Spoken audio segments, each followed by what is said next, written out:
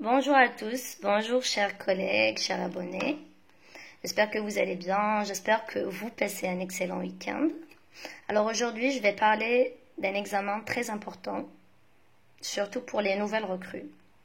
C'est ce qu'on appelle le CAPEM ou encore le certificat d'aptitude professionnelle à l'enseignement moyen. Alors cet examen est si important et on ne peut pas le passer juste comme ça. Il lui faut une très grande préparation sur le plan pratique et sur le plan psychologique. D'accord? Alors je vais commencer par les grands axes de cette vidéo. Ensuite, je vais expliquer au fur et à mesure. Donc restez branchés et surtout prenez un cahier pour mentionner les informations qui vous intéressent. Alors, je vais commencer par la paperasse. Les papiers qu'il faut avoir. Je commencerai par le plan annuel des apprentissages. Très bien. Ou ce qu'on appelle, pas ce qu'on appelle, ou bien les répartitions, les progressions, ou encore le scénario détaillé. Alors, je vais vous dire pourquoi je préfère le plan annuel des apprentissages. Parce qu'il englobe le tout. Vous avez dedans... attendez, je vais vous montrer. Vous avez les situations problèmes, vous avez la compétence globale du niveau que vous prenez en charge. On va commencer par les intitulés de projet. Et vous avez la compétence globale, les compétences transversales, les valeurs, les compétences, les 4 compétences. Ensuite, regardez comment on récapitule le tout dans ce tableau. Vous avez les domaines, c'est-à-dire les compétences, les objectifs d'apprentissage pour chaque séance. Vous avez la durée, vous avez les supports, c'est-à-dire si vous optez pour un support du manuel ou autre. Voilà, vous avez tout. Il est très organisé, il englobe les 3 projets. Donc, même les situations problèmes pour chaque séquence, pour chaque projet. Donc, je vois qu'il est beaucoup plus pratique. En plus, ça va tenir une année ou plus si les manuels et les programmes ne changeront pas. Du coup, je le préfère 1000 fois que la répartition et la progression ou encore, comme je l'ai mentionné tout à l'heure, le scénario détaillé. Donc, optez pour le plan annuel. Ensuite, vous avez le cahier journal. Le cahier journal est un document très important qui renseigne les inspecteurs sur votre travail, sur ce que vous faites avec vos apprenants, sur vos remarques et tout. J'ai déjà montré mon cahier journal, je vous ai lu même les observations et je vous conseille de mentionner toutes les observations importantes à la fin de chaque cours. Est-ce que c'est clair? J'espère que vous me suivez. Vous avez le cahier de notes, d'accord? Le cahier de notes, c'est simple. Vous avez les listes des apprenants, vous avez le nombre de filles, de garçons, l'évaluation continue, voilà, comment vous répartissez la notation en fonction des cahiers, participation ou autres. Chacun ses paramètres. Vous avez les notes des devoirs. Comme vous le savez, on a un seul devoir, pas comme avant. Du coup, ça va vous faciliter la tâche. Vous avez aussi le cahier de formation. Il faut avoir un cahier très organisé. Vous mentionnez tout ce qui est important dedans, surtout lors des journées de formation ou lorsque vous assistez chez votre professeur formateur, votre tuteur. Donc, il faut mentionner le tout. Voilà. Vous avez aussi les cahiers des apprenants. Ils sont très importants, ils doivent être très bien organisés. Je vais vous montrer quelques échantillons. Alors, moi, je demande à mes apprenants toujours une fiche de présentation pour que je puisse les connaître et surtout pour que je puisse, les noter convenablement. Les évaluer plutôt. Évaluer leur travail, bien sûr. Voilà. Vous avez ici l'évaluation diagnostique. Vous avez voilà, tout ce qu'on fait, les activités, la séquence passerelle. C'est un peu de tout. Voilà. Il faut qu'il soit corrigé, il faut qu'il soit à jour. bien organisé et tout. Et surtout, ne négligez pas la partie des exercices. D'accord? Il faut noter les activités et tout. Essayez d'encourager vos apprenants avec des stickers, comme je le fais, avec des cartes de bons points. Il faut vraiment les encourager. Ça, je vous assure que ça leur plaît. Ils travaillent davantage, ils font des efforts et tout. Du coup, n'hésitez pas à faire cela. Voilà. Voilà, vous avez ici les activités corrigées. Donc, je vous donne une astuce. À la fin de chaque séance, quand vous donnez une activité, faites un petit tour, d'accord? Et vous corrigez. 1, 2, 3, et ça suffit. À chaque fois, vous faites cela. D'accord? Voilà, c'est l'un des échantillons. Si vous voulez voir plus, voilà. Toujours avec la feuille de présentation. L'organisation, c'est très important. Voilà.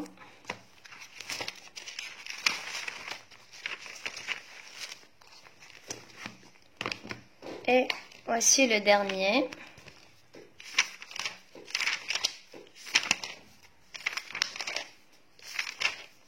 Donc, tâchez de faire comme moi si le travail vous plaît, voilà.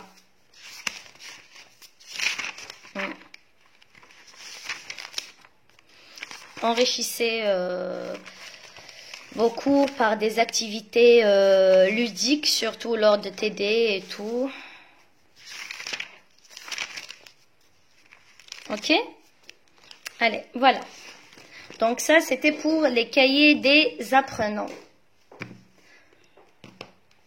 Encore, qu'est-ce qu'on a? On a aussi le cahier de texte. Le cahier de texte doit être à jour, d'accord? Et normalement, on écrit sur le cahier de texte la même chose qu'on mentionne sur le cahier journal. Et chaque inspecteur a sa méthode. Alors, pour les fiches du jour, pour certains inspecteurs, on se focalise sur 2 séances très importantes. La compréhension de l'écrit et le compte rendu. Ce sont 2 séances qui relèvent de la compétence de l'écrit. Il y a d'autres inspecteurs qui prennent une compétence, c'est-à-dire une compétence du domaine de l'écrit et une autre de l'oral. Tout dépend de vos inspecteurs. Même il y a ceux qui demandent un point de langue. D'accord? Alors, je vais vous montrer mes fiches, comment je les ai organisées. Alors, vous avez la compétence globale à mentionner, vous avez l'intitulé du projet, vous avez la compétence du projet 1, l'objectif de la séquence, la séance, la compétence terminale, les composantes de cette compétence, l'intitulé du texte support, les références et tout, les moyens, les modalités de travail, la durée et enfin les objectifs d'apprentissage. Comme il faut mentionner les valeurs et les compétences transversales sur la première fiche. D'accord? Et vous avez aussi le déroulement. Voilà. Perso, j'ai opté pour une feuille d'activité et j'ai opté pour un autre support que celui du livre. Voilà. Si vous voulez ce support, vous n'avez qu'à mentionner cela en commentaire et je vais le poster. Voilà. D'accord? Pour le compte rendu, tout dépend de vos inspecteurs aussi, parce que chaque inspecteur a sa propre méthode. D'accord? Donc, si vous voulez connaître la méthode que j'ai suivie lors du CAPEM, vous n'avez qu'à mentionner cela en commentaire et j'organiserai une vidéo spéciale pour cela. D'accord? Et vous en aurez besoin aussi des fiches de la séquence en cours. Franchement, je vous conseille de les organiser dans un porte-document. J'ai l'habitude de faire cela. Voilà. Vous mentionnez ici les fiches. Vous avez l'emploi, le plan annuel, voilà, l'évaluation, toutes les fiches. faut avoir toutes les fiches, ok? C'est ce que je fais pour être bien organisé et tout, d'accord? Et bien sûr, on n'oublie pas le manuel, ok? Il faut avoir le manuel aussi, c'est un document, c'est un outil pédagogique important. Bon, pour cette année, j'ai opté pour ce cahier journal. Voilà, je le trouve très pratique, d'accord? Donc, voilà. Donc, si vous voulez opter pour ce cahier journal, il est aussi bien, je vous le conseille. Franchement, je le trouve pratique, voilà. Encore, qu'est-ce qu'on a? Excusez-moi. Voilà. N'oubliez pas aussi les programmes. Il faut avoir le programme. Il faut avoir aussi le document d'accompagnement. Il faut avoir tous ces outils pédagogiques, bien sûr. Et surtout le programme et le document d'accompagnement. Il faut les lire attentivement. Il faut mentionner les points importants sur votre cahier de formation. D'accord? Parce qu'ils ne sont pas là juste pour la décoration ou autre. Il faut vraiment les utiliser à bon escient. D'accord? Voilà pour la paperasse. Normalement, c'est tout. Sauf si on a ajouté quelque chose ou je ne sais pas. Personnellement, je vous montre tout ce que j'ai utilisé lors de mon CAPEM. Voilà, je vous parle d'une expérience que j'ai vécue. D'accord? Pour la préparation prépédagogique et pédagogique.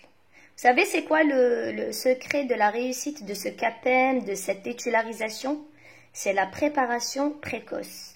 C'est quoi une préparation précoce ou pré-pédagogique? C'est-à-dire, il faut être à jour.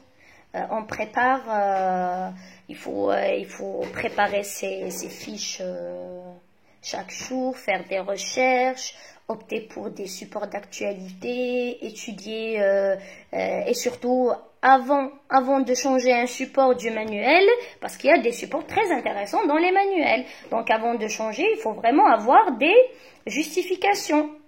Parce que la première chose à mentionner, n'oubliez pas que vous avez un jury. Vous avez votre inspecteur, qui est le président du jury, et vous avez un professeur formateur et un autre professeur formateur ou principal qui vont vous observer, qui vont noter le tout, d'accord? Donc, tâchez d'avoir de bons arguments. Pourquoi vous avez changé le support? Pourquoi vous avez choisi ce support? Est-ce qu'il répond aux besoins de vos apprenants et tout? Donc, il faut prévoir le tout, hein? Voilà, et surtout la relation avec les apprenants, il faut qu'elle soit soudée, il faut qu'il ait une relation très forte entre vos apprenants et vous. Il faut qu'il ait de la complicité. Il faut que vos apprenants soient avec vous à jour aussi. Il faut qu'il ait un suivi continu pour le tout. Il faut qu'il s'adapte avec vous, avec votre méthode. Il faut vraiment qu'il vous suive. Et surtout, tâchez de les préparer psychologiquement petit à petit. Je dis pas faites la leçon la veille ou chasser quelques élèves en difficulté. Non, je suis désolée, il ne faut pas faire cela. Au contraire, il faut les intégrer, il faut leur expliquer l'importance de cet examen, l'importance d'être à jour, d'aider l'enseignant, de se concentrer, de bien écrire, etc. D'accord? Voilà, donc c'est tout ce qu'il faut faire. Et pour vous, n'ayez pas peur, ce n'est qu'un examen, d'accord? Il faut être sûr de soi, d'accord? Il faut avoir confiance surtout en soi.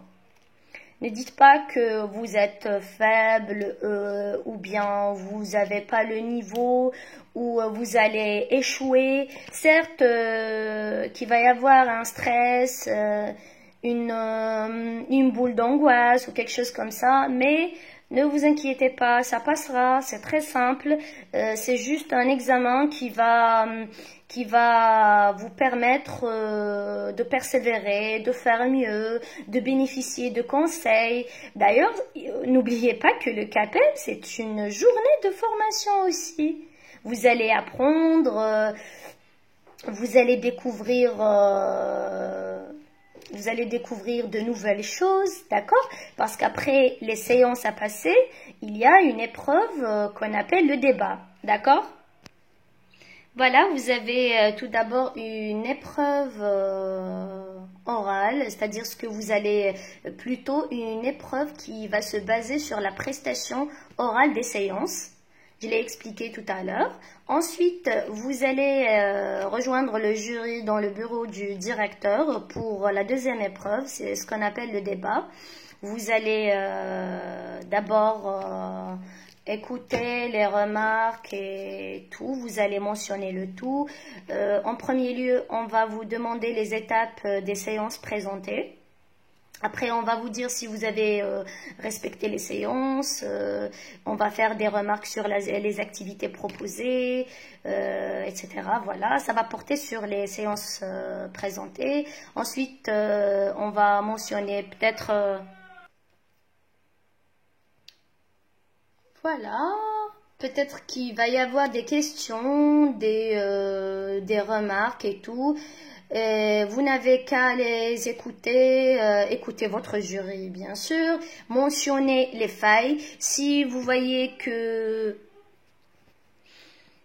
voilà, si vous voyez qu'ils n'ont pas compris votre objectif ou vous voyez que leur remarque n'est pas en adéquation avec ce que vous avez fait ou un truc comme ça, il faut seulement justifier, donner des arguments de manière polie et tout.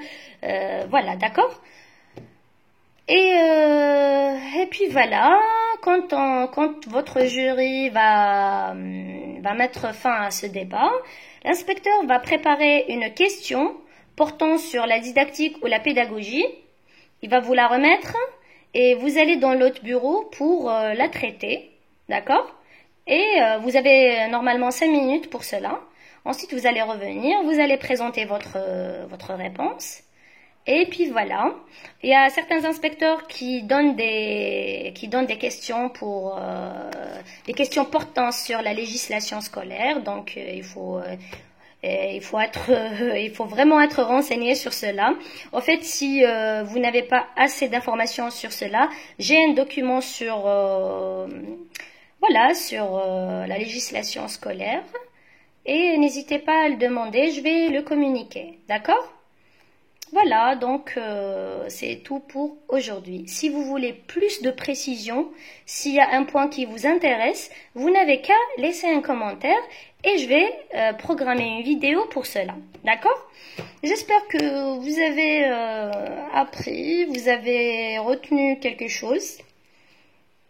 Voilà pour aujourd'hui et bon courage à tous. Au revoir.